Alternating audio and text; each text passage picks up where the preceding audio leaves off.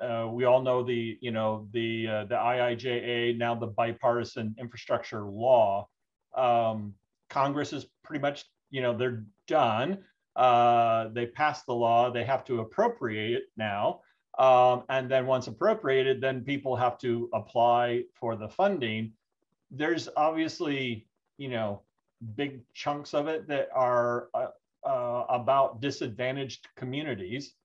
And we've had a lot of organizations like, how do you define that, right?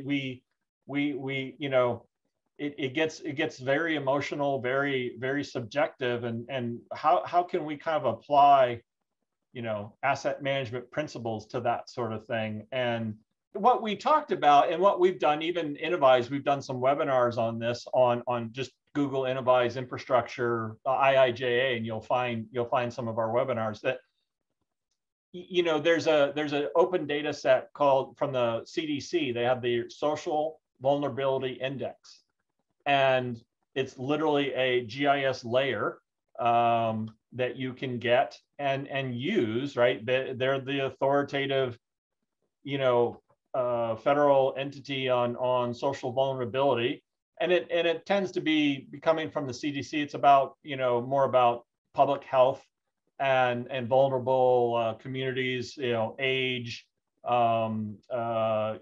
economic makeup and things of that nature that tend to be, again, socially vulnerable.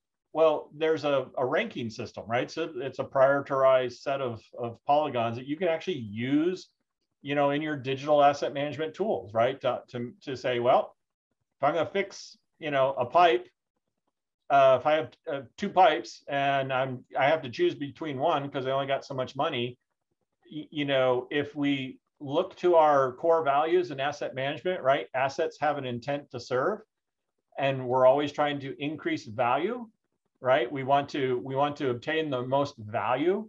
There's one could argue that for every dollar spent, that dollar spent on a disadvantaged community, that value is going to be higher for that community compared to, say, maybe some more affluent communities, right? And so kind of lifting up an entire infrastructure, that's where we get into the whole right-of-way management too.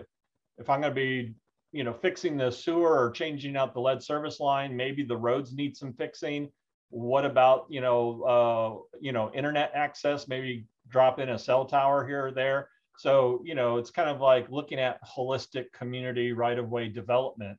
Even though the funding, that's the bill is very much, transportation money goes here, water money goes there, energy money goes there, right? You're not supposed to mix and match, but that doesn't mean we can't take a holistic asset management approach and have it split funded, but, kind of think of things in a greater, a holistic standpoint. So, to me, it just screams, asset management, doing it the right way.